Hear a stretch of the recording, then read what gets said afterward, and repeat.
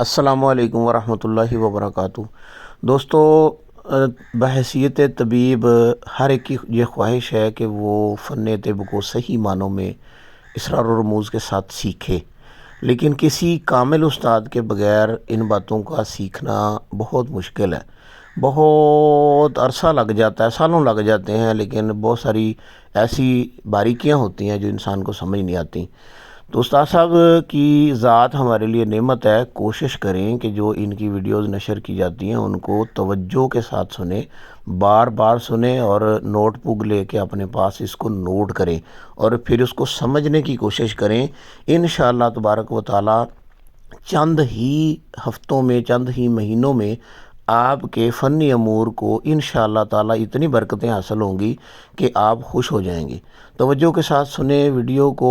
अगर आपके पास वक़्त नहीं है तो फिर दूसरे टाइम के लिए इसको मुलतवी कर लें, बजाय इसके कि बस जल्दी में सुने, किसी बात की समझ आए किसी बात की ना आए। ये मेरी गुजारिश है आप लोगों से, क्योंकि उस्ताद साहब वो हस्ती हैं कि जिन्होंने अपनी उम्र का एक लंबा अरसा फ़न की खिदमत के लिए गुजार दिया। अल्लाह ताला इनकी इज़्ज़त और उम्र में इजाफ़ा फ़रमाए। तमाम दोस्त तवज्जो के साथ सुना करें, लिखें और सवालात जो है ना आपके ज़हनों में जो पैदा होते हैं उनको इनबॉक्स में करें। इंशाअल्लाह ताला हम कोशिश करेंगे कि आपके सवालात के जवाबात को नशर करें। अच्छा साहब जी, मैं ना यानी तीन चीज़ां पूछूंगा।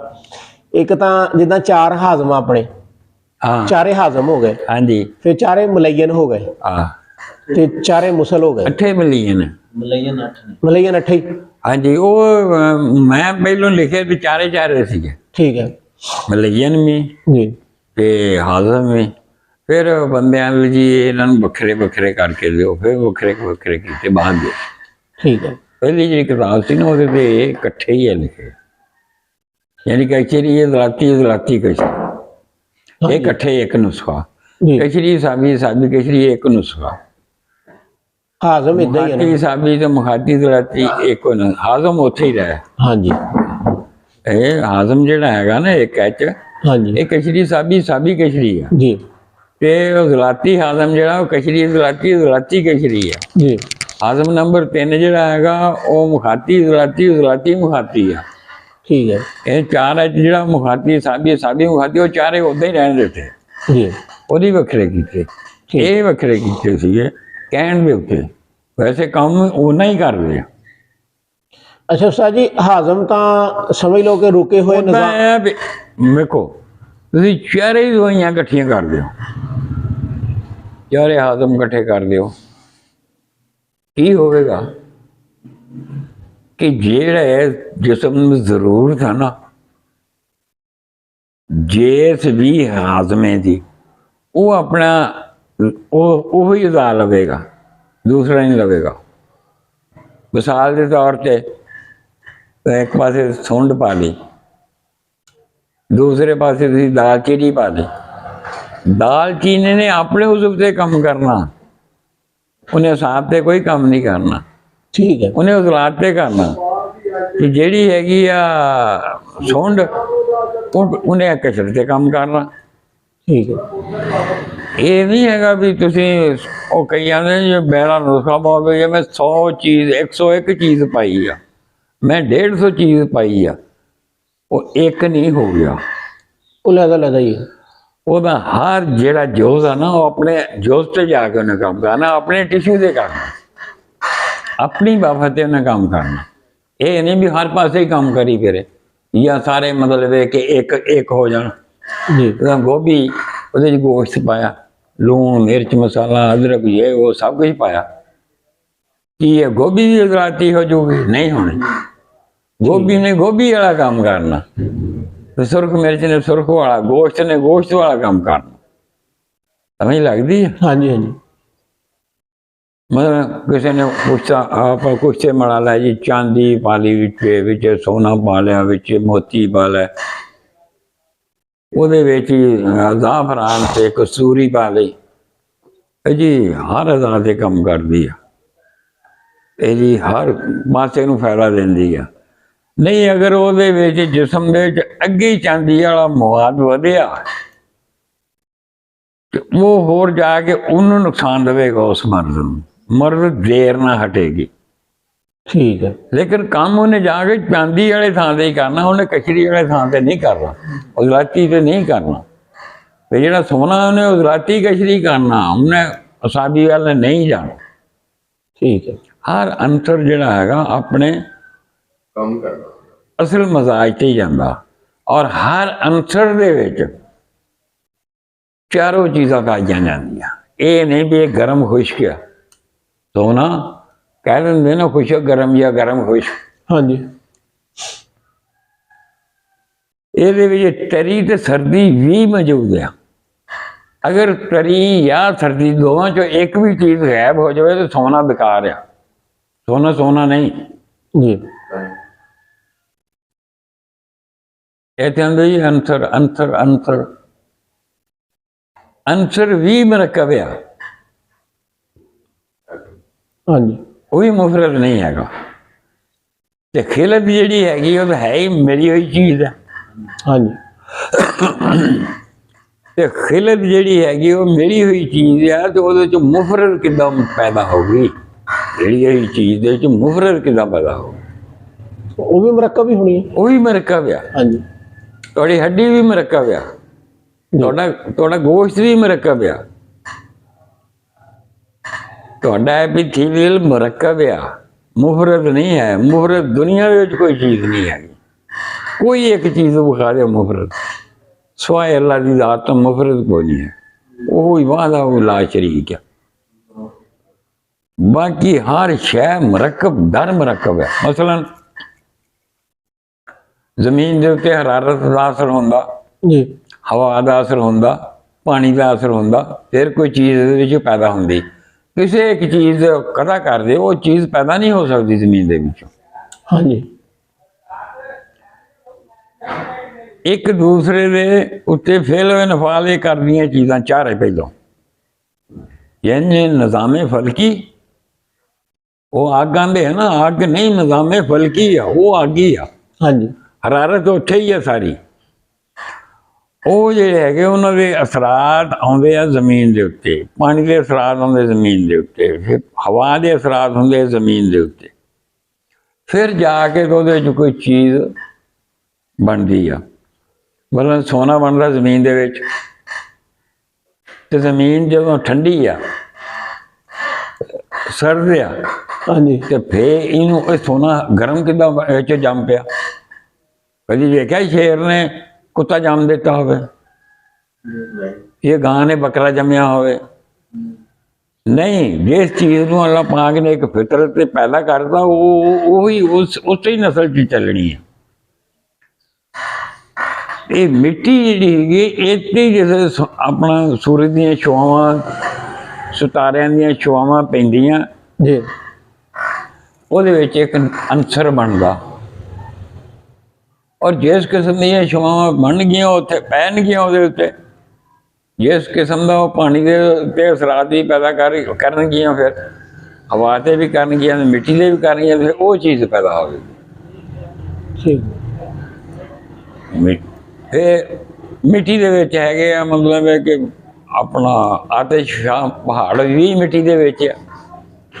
ਉਹ ਨਿਰੀ ਅੱਗ ਆ, ਜਿਸ ਵੇਲੇ ਫਟਦਾ ਹਾਂਜੀ। ਜ਼ਮੀਨ ਵੀ ਲੜਦੀ ਆ, ਤੇ ਫਿਰ ਉਹਦੇ ਵਿੱਚੋਂ ਅੱਗ ਹੀ ਅੱਗ ਨਿਕਲਦੀ, ਲਾਵਾ ਨਿਕਲਦਾ।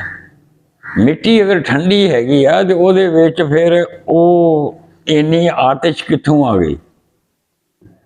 ਆਤਿਸ਼ ਸਾਰਿਆਂ ਦੇ ਵਿੱਚ ਮੌਜੂਦ, ਇਹਦੇ 'ਚ ਘੱਟ ਮੌਜੂਦ ਆ, ਅਸਮਾਨ ਤੇ ਜ਼ਿਆਦਾ ਮੌਜੂਦ ਹੈ। ਜੀ। ਸਟੈਪ ਬਾਈ ਸਟੈਪ ਅਸੀਂ ਆਖਦੇ ਨੇ ਜੀ ਇਹ ਮੁਖਾਤੀ ਇਜ਼ਲਾਤੀ ਆ। ਮੁਖਾਤੀ ਇਜ਼ਲਾਤੀ ਦਾ ਮਤਲਬ ਇਹ ਹੈ ਕਿ ਸਰਦੀ ਇਹਦੇ ਵਿੱਚ ਜ਼ਿਆਦਾ, ਸਾਡਾ ਹੈਗਾ ਕਿਆਫਾ ਅੰਦਾਜ਼ਾ, ਪਤਾ ਸਿਰਫ ਅੱਲਾਹ ਤਾਲਾ ਦੀ ਜ਼ਾਤ ਨੂੰ ਹੀ ਆ ਵੀ ਇਹਦੇ 'ਚ ਕਿੰਨੀ ਗਰਮੀ ਆ, ਕਿੰਨੀ ਖੁਸ਼ਕੀ ਆ, ਕਿੰਨੀ ਸਰਦੀ ਆ। ਲੇਕਿਨ ਇਹ ਦੋ ਕਫੀਲਾਂ ਜਿਹੜੀਆਂ ਸਾਨੂੰ ਸਾਹਮਣੇ ਨਜ਼ਰ ਆਉਂਦੀਆਂ, ਤੇ ਇਹ ਹੈਗੀਆਂ ਜ਼ਾਹਿਰ, ਦੋ ਬਾਤਨ ਦੇ ਵਿੱਚ ਇਹਦੇ ਅੰਦਰ ਮੌਜੂਦ ਆ। ਇੱਕ ਚੀਜ਼ ਹੈ ਕਣ ਕੀ ਆ, ਇਹ ਸੁਸਰੀ ਖਪਰਾ ਲੱਗ ਜਾਂਦਾ ਤੇ ਲੱਗ ਕੇ ਤੇ ਫਿਰ ਉਹ ਸਾਰਾ ਆਟੇ ਦੀ ਸ਼ਕਲ ਬਣ ਜਾਂਦਾ। ਉਹਨੂੰ ਕਿਉਂ ਨਹੀਂ ਖਾਂਦੇ? ਹੈ ਤੇ ਉਹਦਾ ਹੀ ਹੈ ਨਾ, ਕਣਕ ਦਾ ਹੀ ਆਟਾ। ਉਹਦੀ ਵਜ੍ਹਾ ਕਿ ਉਹਦੀ ਉਹ ਕੂਵਤ ਜਿਹੜੀ ਹੈ ਖਤਮ ਹੋ ਗਈ ਆ, ਉਹਦੀ ਜ਼ਿੰਦਗੀ ਖਤਮ ਹੋ ਗਈ ਆ ਜੀ। ਉਹ ਇਸਤੇਮਾਲ ਕਰਨ ਦੇ ਕਾਬਿਲ ਨਹੀਂ ਰਹੇਗੀ। ਔਰ ਹਰ ਚੀਜ਼ ਦੇ ਵਿੱਚ ਇੱਕ ਫੀਜ਼ਦ ਖਤਮ ਹੋ ਜਾਏ, ਮਤਲਬ ਪਾਣੀ ਦੀ ਇੱਕ ਫੀਜ਼ਦ ਖਤਮ ਹੋ ਜਾਏ, ਉਹ ਚੀਜ਼ ਭੁਰਭੁਰੀ ਹੋ ਜਾਏਗੀ। ਸਰਦੀ ਦੀ ਕੈਫੀਅਤ ਖਤਮ ਹੋ ਜਾਏ ਜਾਂ ਖੁਸ਼ਕੀ ਦੀ ਖਤਮ ਹੋ ਜਾਵੇ ਤੇ ਫਿਰ ਉਹ ਆਪਣੀ ਸ਼ਕਲ ਸੂਰਤ ਕਾਇਮ ਨਹੀਂ ਰੱਖ ਸਕਦੀ। ਜੀ ਠੀਕ ਹੋ ਗਿਆ। ਹਰਾਰਤ ਦੀ ਕਮੀ ਆ ਜਾਵੇ ਜਾਂ ਖਤਮ ਹੋ ਜਾਏ ਤਾਂ ਉਹ ਆਪਣੀ ਜ਼ਿੰਦਗੀ ਨਹੀਂ ਅੱਗੇ ਵਧਾ ਸਕਦੀ। ਹਰਾਰਤ ਤੇ ਪਾਣੀ ਜਿਹੜਾ ਹੈਗਾ ਇਹ ਕਿਸੇ ਚੀਜ਼ ਦੇ ਵਧਣ ਦੇ ਵਿੱਚ, ਉਹਦੀ ਗਰੋਥ ਵਿੱਚ ਕੰਮ ਦਿੰਦਾ। ਠੀਕ ਹੈ। ਤੇ ਜਿਹੜੀ ਖੁਸ਼ਕੀ ਤੇ ਤਰੀ ਹੈ ਉਹਦੀ ਸ਼ਕਲ ਸੂਰਤ ਨੂੰ ਕਾਇਮ ਰੱਖਦੀ ਹੈ ਠੀਕ ਹੈ। ਕਿਸੇ ਵੀ ਚੀਜ਼ ਦੀ। ਔਰ ਹਰ ਚੀਜ਼ ਦੇ ਵਿੱਚ ਚਾਰੇ ਚੀਜ਼ਾਂ ਮੌਜੂਦ ਆ, ਖੁਸ਼ਕੀ ਵੀ, ਤਰੀ ਵੀ, ਪਾਣੀ ਵੀ ਔਰ ਹਰਾਰਤ ਵੀ। ਕੋਈ ਆਖਦਾ ਨਾ ਵੀ ਇਹਦੇ ਵਿੱਚ ਪਾਣੀ ਦੇ ਵਿੱਚ ਹਰਾਰਤ ਹੈ ਨਹੀਂ, ਇਹ ਝੂਠ ਹੈ। ਹਰਾਰਤ ਹੈਗੀ ਆ। ਜਾਂ ਕੋਈ ਆਖਦਾ ਖੁਸ਼ਕੀ ਹੈ ਨਹੀਂ ਇਹਦੇ ਵਿੱਚ, ਇਹ ਸਿਰਫ ਤਰੀ ਆ, ਇਹ ਵੀ ਝੂਠ ਹੈ। ਆਕਸੀਜਨ ਹਾਈਡਰੋਜਨ ਦੋਨੋਂ ਜਦੋਂ ਵੱਖਰਾ ਵੱਖਰਾ ਕਰ ਰਹੇ ਤਾਂ ਕੀ ਉਹ ਖੁਸ਼ਕੀ ਹੈ ਦੋਵੇਂ ਚੀਜ਼ਾਂ? ਹਾਂਜੀ। ਉਹਨਾਂ ਦੇ ਮਿਲਾਵ ਨਾਲ ਪਾਣੀ ਬਣਦਾ। ਜੀ। ਅਗਰ ਜੇ ਇੰਨਾ ਹੀ ਮਤਲਬ ਕਿ ਸਾਇੰਸ ਇਹਨਾਂ ਦੀ ਇੰਨੀ ਅੱਗੇ ਚੱਲੇਗੀ ਤਾਂ ਉਹ ਹੋ ਗਿਆ, ਉਹ ਹੋ ਗਿਆ। ਉਹ ਜਿਹੜੇ ਇਲਾਕਿਆਂ 'ਚ ਪਾਣੀ ਦੀ ਕਮੀ ਆ, ਤੁਸੀਂ ਉੱਥੇ ਆਕਸੀਜਨ ਤੇ ਹਾਈਡਰੋਜਨ ਪੈਦਾ ਕਰੋ, ਪੈਦਾ ਕਰਕੇ ਉੱਥੇ ਬਾਰਿਸ਼ਾਂ ਹਾਂਜੀ ਬਿਲਕੁਲ ਝਟਕੋ ਕਿਉਂ ਨਹੀਂ ਪੈਂਦੀਆਂ? ਠੀਕ ਹੈ। ਉਹਨਾਂ ਕੋਲ ਨਹੀਂ ਪੈ ਸਕਦੀਆਂ। ਇਹ ਦੋ ਚੀਜ਼ਾਂ ਜਿਹੜੀਆਂ ਹੈਗੀਆਂ ਉਹ ਥੋੜ੍ਹੀਆਂ ਬਹੁਤੀਆਂ ਇਨਸਾਨ ਦੇ ਕੰਟਰੋਲ 'ਚ ਅੱਲਾਹ ਪਾਕ ਨੇ ਦਿੱਤੀਆਂ। ਇੱਕ ਜ਼ਮੀਨ, ਉਹ ਮੇਰੀਆਂ 2.5 ਪੈੜੀਆਂ, ਹਾਂਜੀ। ਮੈਂ ਕਹਿੰਦਾ ਮੇਰਾ ਮਰਬਾ ਜ਼ਮੀਨ ਹੈ, ਮੇਰਾ ਘਰ ਆ। ਹਾਂਜੀ, ਇੱਥੇ ਮੇਰਾ ਕਬਜ਼ਾ ਵਾ, ਕੋਈ ਹੋਰ ਨਹੀਂ ਆ ਸਕਦਾ। ਜ਼ਮੀਨ ਤੇ ਕਬਜ਼ਾ ਉਹਦੇ ਮੇਰਾ, ਕੋਈ ਹੋਰ ਨਹੀਂ ਆ ਸਕਦਾ। ਤੇ ਪਾਣੀ ਦਾ ਨਲਕਾ ਮੇਰਾ ਵਾ ਜਾਂ ਟਿਊਬਵੈੱਲ ਮੇਰਾ, ਇਹ ਕੋਈ ਮੇਰੇ ਤੋਂ ਬਗੈਰ ਪੁੱਛਣ ਤੋਂ ਨਹੀਂ ਲਾ ਸਕਦਾ। ਹੈ ਨਾ ਕਬਜ਼ਾ ਪਾਣੀ ਤੇ ਜ਼ਮੀਨ ਤੇ। ਹਵਾ ਤੇ ਕਿਸੇ ਦਾ ਕਬਜ਼ਾ ਹੈਗਾ? ਇਹ ਇਨਸਾਨ ਨੂੰ ਥੋੜ੍ਹੀ ਬਹੁਤੀ ਦਿੱਤੀ ਆ। ਜਿੰਨਾ ਚਿਰ ਤੂੰ ਦਿੰਦਾ ਨਾ, ਥੋੜ੍ਹੀ ਜਿਹੀ ਤੈਨੂੰ ਜ਼ਮੀਨ ਵੀ ਚਾਹੀਦੀ ਤੇ ਪਾਣੀ ਦਾ ਵੀ ਸਟੋਰ ਚਾਹੀਦਾ। ਲੇਕਿਨ ਹਵਾ ਨਹੀਂ, ਹਵਾ ਕੋ ਰੱਖੀ ਆ। ਇੱਦਾਂ ਦੇ ਮਤਲਬ ਹੈ ਕਿ ਕੋਈ ਵੀ ਚੀਜ਼, ਕੋਈ ਮੁਲਕ ਦੂਸਰੇ ਮੁਲਕ ਦੀ ਹਵਾ ਬੰਦ ਕਰ, ਸਾਰੀ ਦੁਨੀਆ ਮਰ ਜਾਏਗੀ ਕਿੰਨਾ ਮਿੰਟਾਂ ਦੇ ਅੰਦਰ।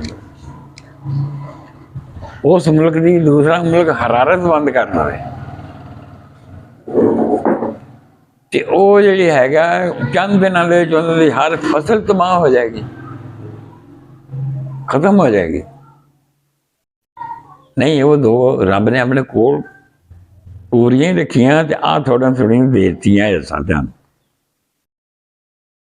ਉਹਦੇ ਚਾਰੇ ਚੀਜ਼ਾਂ ਇੱਕ ਦੂਸਰੇ ਦੇ ਫੇਲ ਨਿਫਾਲ ਕਰਦੀਆਂ ਤੇ ਫਿਰ ਪੰਜਵੀਂ ਚੀਜ਼ ਪੈਦਾ ਹੁੰਦੀ ਹੈ। ਔਰ ਇਹਨਾਂ ਦੇ ਫੇਲ ਨਿਫਾਲ ਦੇ ਨਾਲ ਪੈਦਾ ਹੁੰਦੀ ਹੈ ਔਰ ਇਹ ਇੱਕ ਦੂਸਰੇ ਦੇ ਉੱਤੇ ਅਸਰ ਕਰਦੀਆਂ ਤੇ ਫਿਰ ਨਵੀਂ ਚੀਜ਼ ਪੈਦਾ ਹੁੰਦੀ ਹੈ। ਅਗਰ ਇਹਨਾਂ 'ਚ ਇੱਕ ਕਣਕ ਬੀਜ ਦਿੱਤੀ ਤੁਸੀਂ, ਜ਼ਮੀਨ ਨੂੰ ਪਾਣੀ ਲਾਇਆ, ਉਹ ਵੱਤਰ ਆਈ ਆ, ਉਹਦੀ ਮਤਲਬ ਕਿ ਨਮੀ ਜਿਹੜੀ ਆ ਇਹ ਹਿਸਾਬ ਦੀ ਹੋ ਗਈ ਆ ਵੀ ਉਹ ਦਾਣੇ ਨੂੰ ਨੁਕਸਾਨ ਹੋਇਆ। ਅਗਰ ਗਿੱਲੀ ਆ ਉਹਦੇ ਬੀਜ ਦਿੱਤੀ, ਉਹ ਨਹੀਂ ਉਗਣੀ, ਉਗੂਗੀ ਵਧਣੀ ਨਹੀਂ। ਇਸ ਤਰੀਕੇ ਨਾਲ ਅਗਰ ਉਸ ਪੈਲੀ ਦੇ ਵਿੱਚ ਝੋਨੇ ਵਾਂਗੂ ਪਾਣੀ ਪਾਈ ਜਾਓਗੇ ਤਾਂ ਕਣਕ ਨਹੀਂ ਹੋਣੀ। ਨਹੀਂ, ਉਹਦੇ ਹਿਸਾਬ ਦੇ ਨਾਲ ਉਹਨੂੰ ਚੀਜ਼ ਨੂੰ ਬਣਾਇਆ ਜਾਂਦਾ। ਹਰ ਚੀਜ਼ ਜਿਹੜੀ ਹੈਗੀ ਆ ਕੰਟਰੋਲ ਅੱਲਾਹ ਤਾਲਾ ਦਾ ਹੀ ਆ। ਫਿਰ ਉਹ ਬੰਦਿਆਂ ਦਾ ਤਾਂ ਵਕਤੀ ਤੌਰ 'ਤੇ ਹੈ ਨਾ, ਵੀ ਅਮਰੀਕਾ ਨੇ ਹੁਣ ਬੰਬ ਮਾਰ ਕੇ ਤਾਂ ਅਲਾਵਾ ਕਰਦਾ, ਇਸਰਾਈਲ ਨੇ ਮਾਰ ਦਿੱਤਾ ਤੇ ਸਾਨੂੰ ਤਬਾਹ ਕਰ ਦਿੱਤਾ। ਉਹ ਅਮਰੀਕਾ ਜਿਹੜਾ ਭੱਜਾ ਫਿਰਦਾ ਵੀ ਮੈਂ ਉਹ 'ਚ ਕਬਜ਼ਾ ਕਰ ਲਵਾਂ ਤੇ ਮੁਸਲਮਾਨਾਂ ਨੂੰ ਖਤਮ ਕਰਨ ਵਾਸਤੇ, ਇਹ ਨਹੀਂ ਹੋ ਸਕਦਾ ਕਦੇ ਵੀ। ਕੁਦਰਤ ਸੇ ਆਪਣਾ ਅਜ਼ਾਬ ਨਾਜ਼ਲ ਕਰਨੀ ਆ।